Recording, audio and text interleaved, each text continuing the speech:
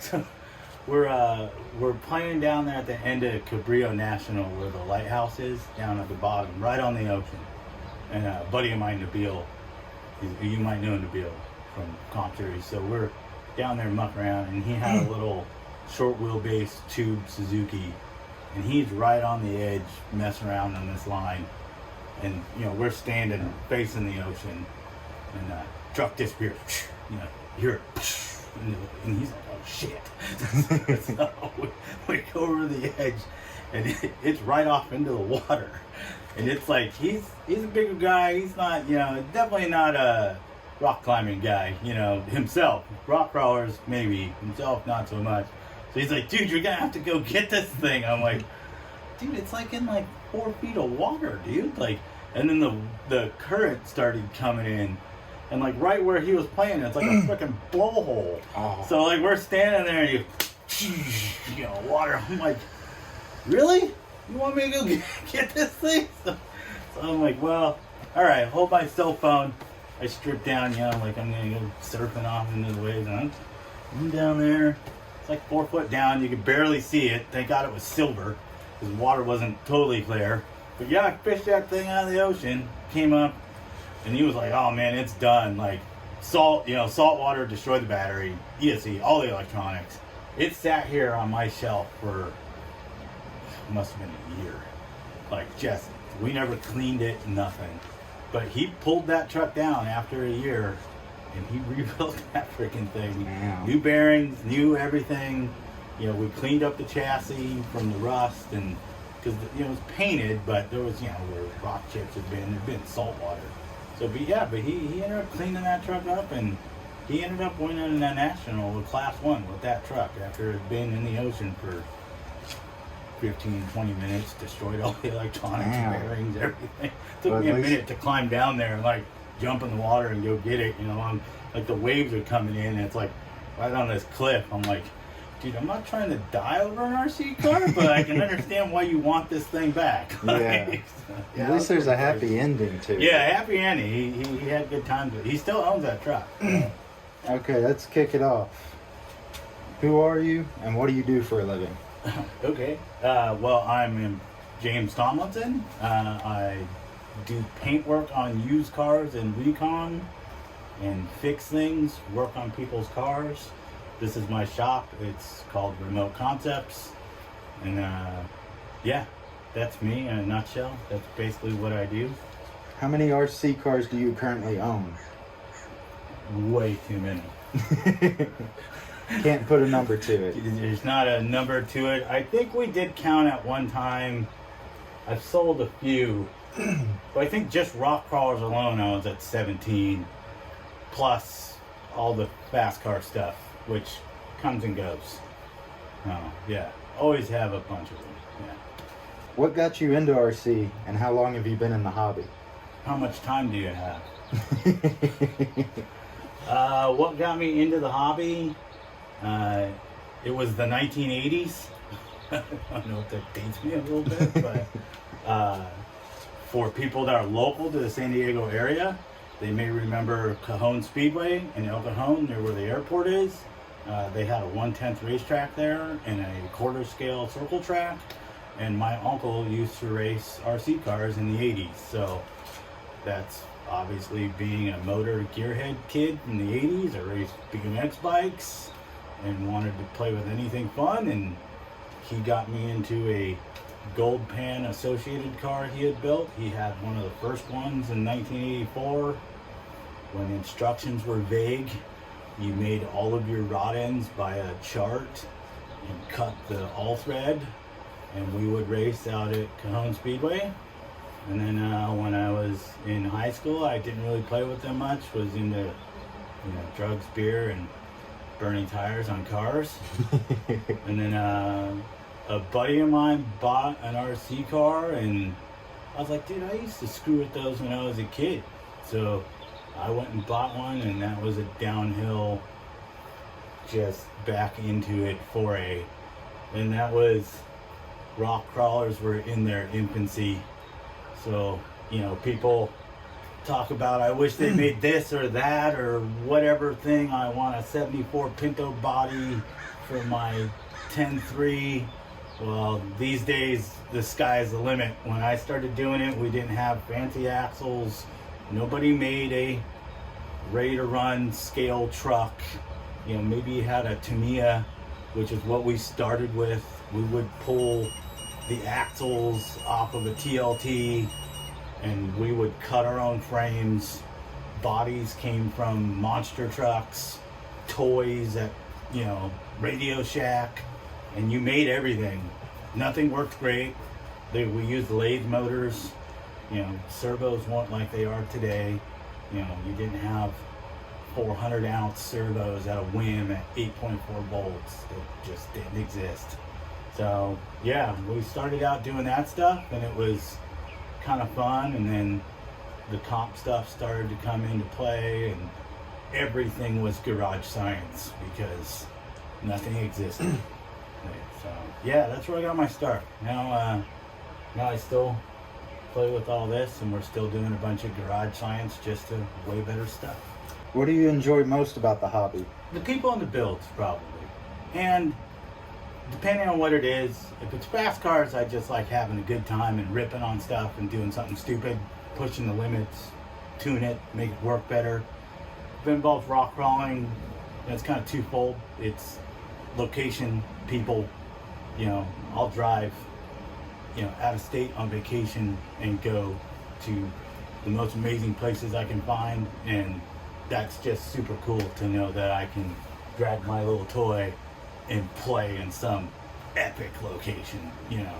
Yeah. But then also to meet great people and being around the industry for as long as I have been, you know, when I go to events like Proline by the Fire, it's a great time to catch up with friends that I don't see all the time that are also in the hobby, and, you know, we bounce ideas and look at builds and go play little trucks and just have a good time. I think that's my most favorite thing about it, yeah. Portals or straight axle? Both. Depends on the build. Depends on what I'm doing. Depends on the size realm. There's benefits and, you know, pros and cons to everything. There's a lot of easily available tuning for overdrive when it comes to portals, but then you do run into some CG issues. There are some chassis out there that try and cure a lot of that problem, but sometimes just a good old straight axle truck just works. Simple, not as many moving parts. With the options for aftermarket transmissions, you can get just as much overdrive out of a straight axle as you can out of a portal. It's doing it in a different way, but same basic idea. Yeah, I'm for both. It just depends on the build. You know, I don't necessarily build a super scale truck with portals unless it calls for it. And a lot of times some of my other better performing trucks are portals, but I've had comp style rigs that are straight axle and suit that purpose, and adjusting your driving style a little bit, and yeah, you make it work. So you don't discriminate? Nah. The craziest story in RC you experienced? We talked about there is the time I had to jump in the ocean after a car. I mean, I can tell you about the time my SBR almost caught on fire. That was fun. So that was recently at King of the Hammers, playing around with the new 8S SBR. It's still a little crispy from its adventures at King of the Hammers. But yeah, it went whizzing by, and then we heard a big pop, and smoke ensued. We have it on video somewhere of us kicking it and pounding on it to try and get the door off the bottom of it. And a couple times we almost just let it go and said, well, there goes $1,100.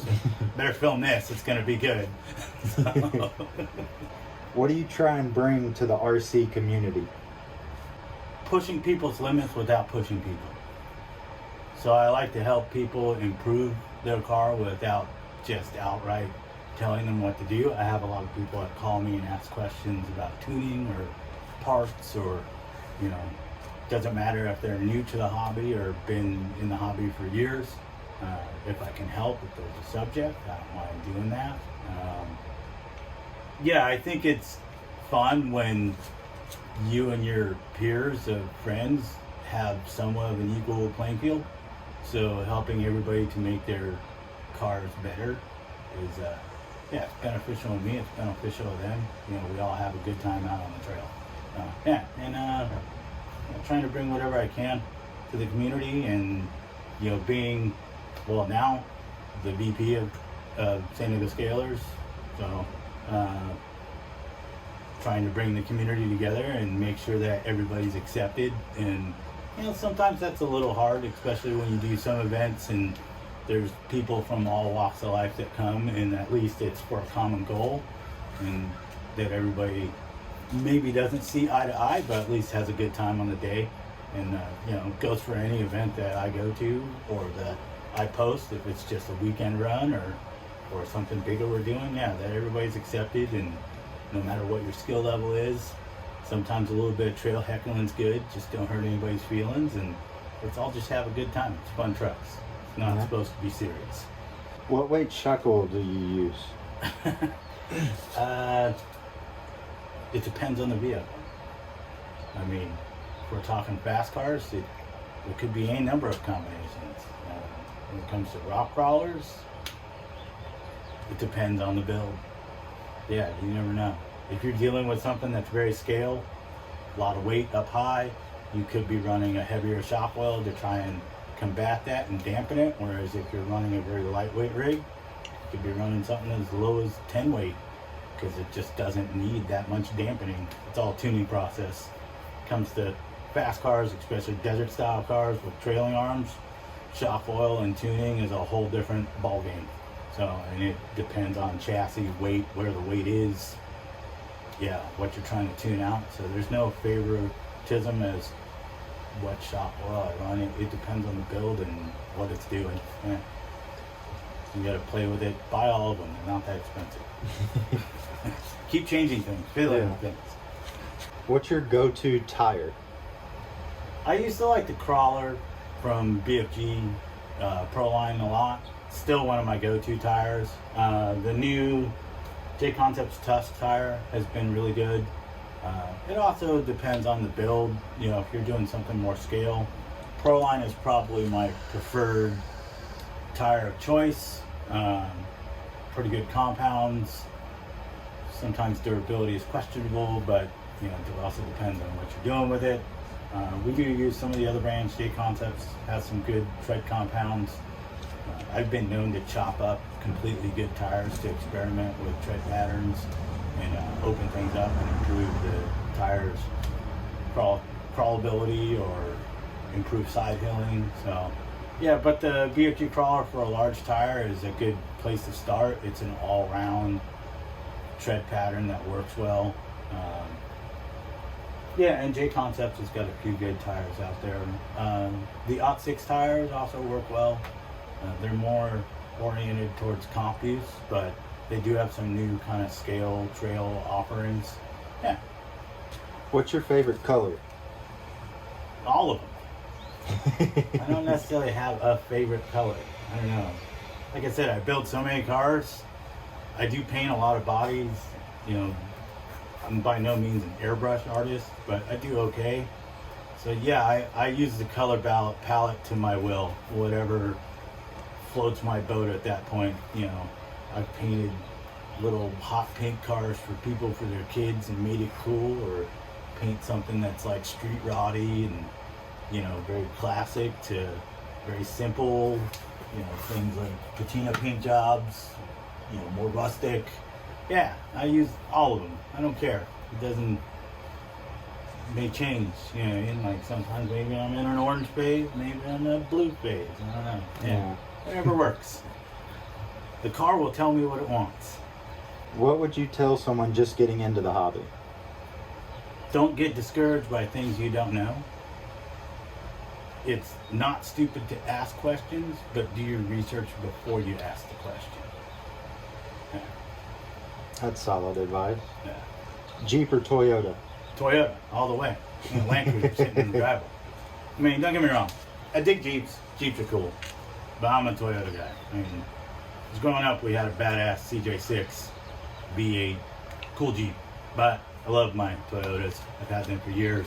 I've always been a Toyota person since I could start driving, and I'll be a Toyota person until I die. I'm lucky enough to own an 80 Series Land Cruiser, which is arguably one of the best four-wheel drives in the world. So, Toyota all the way.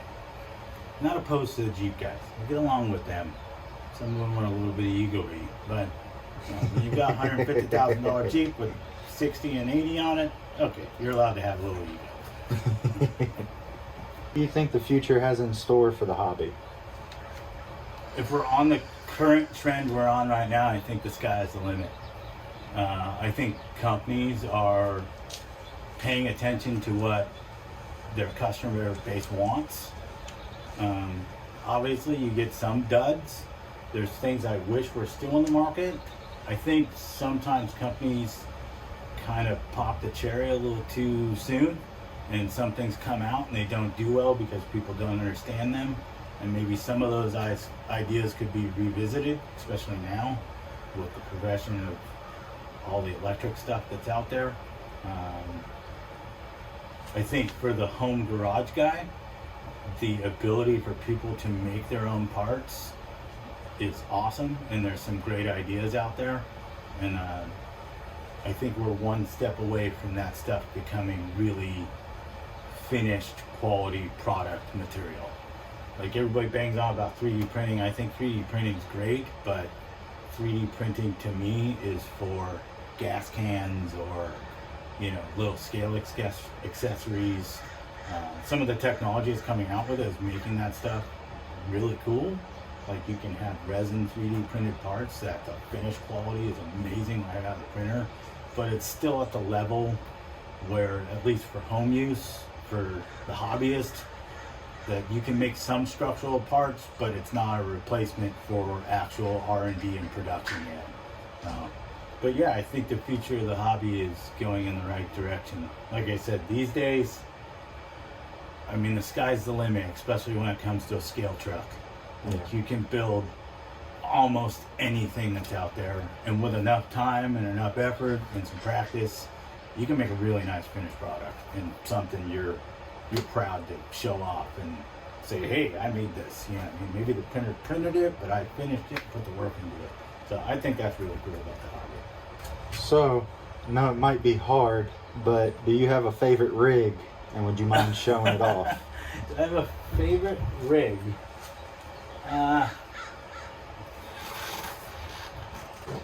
Well, that kind of probably goes in sections, in segments. Like,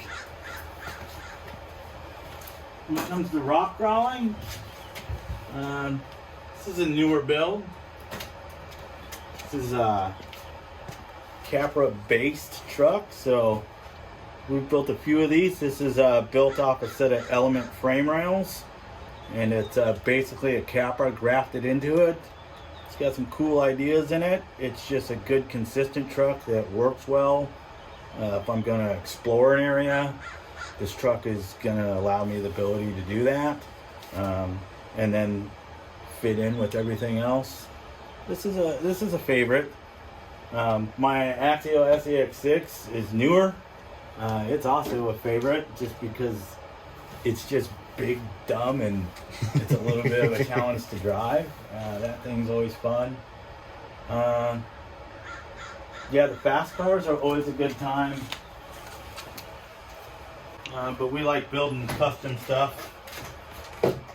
It's another car that started out life as a Traxxas slash chassis, completely built billet, and then it's a tube chassis I welded up. Manx body comes from Parma. It's no longer made, unfortunately. But yeah, this is a favorite build. Maybe not the best driving truck. It does well, but always wanted to build a cool Manx, and when this body came out and we made this chassis, it came together. It's been a crowd favorite. So that's one of my favorite ones. I've had offers many times for people to buy it, and you know, they throw big numbers and I decline just because it's got a soft spot. So yeah, it's a favorite when it comes to fast cars. I like all of them. They're all my favorite. Maybe some more than others at times. But yeah, they all have their own attributes. Whether it's, you know, what do I call a dollhouse crawler, which I don't play with all that much. Sometimes I get them out and play with them. To the regular kind of scale trail crawlers. Yeah, fast stuff. I like ripping on fast stuff. Again, people know me. If there's a jump around, I'm gonna jump it. That's all there is to it. So lastly, is there anything you want to plug? Your social, your YouTube? I guess if you guys want to watch any YouTube videos off of my channel, you can look it up by DLRC on YouTube. It'll come up with my name, James Tomlinson. Yeah, I've been making videos for a long time.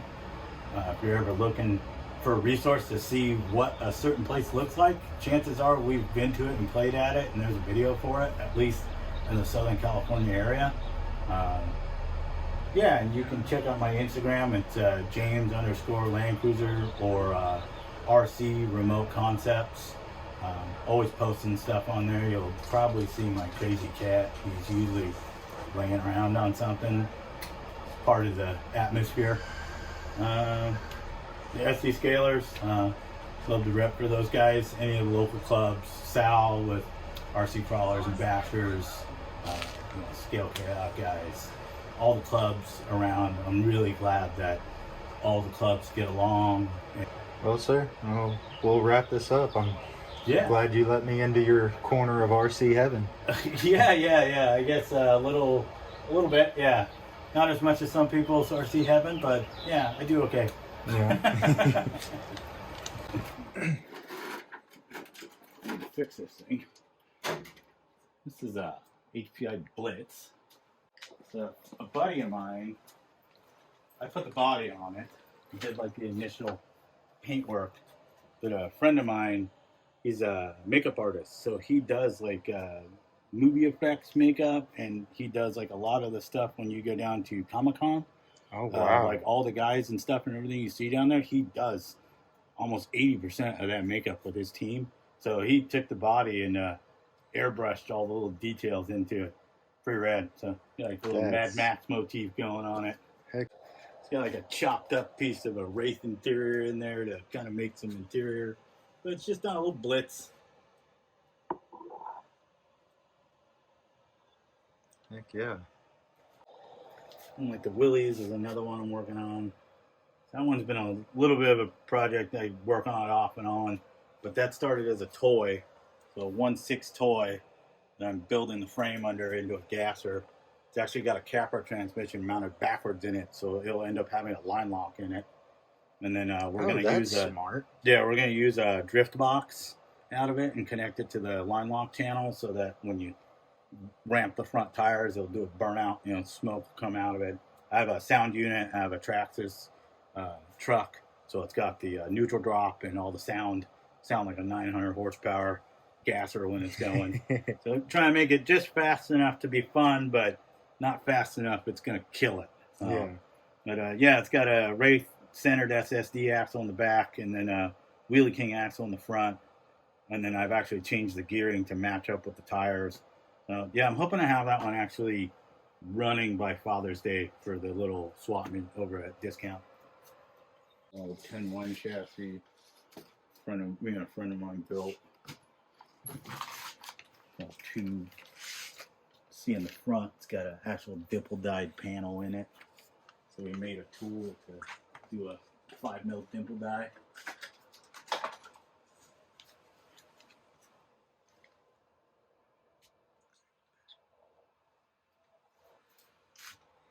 And so this is it's a 2-door Proline JK body that I've actually snapped here and made new sides to make a long wheelbase 2-door, like an LJ. Yeah. And then all the tube work.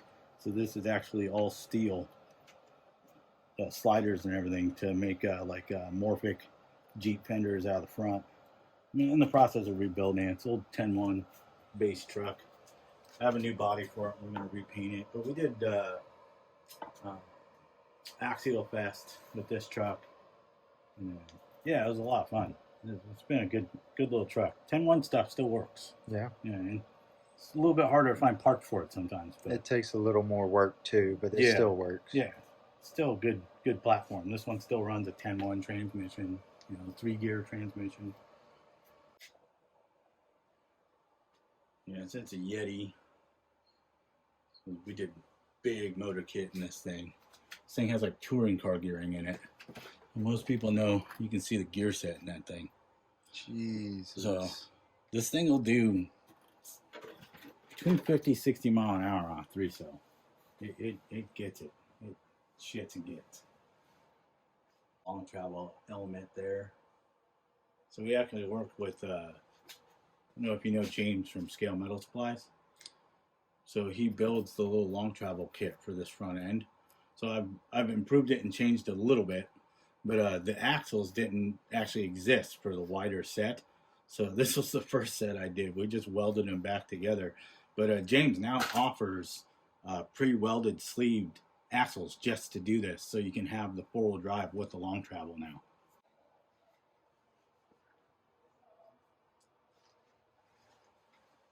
I could be in here all day.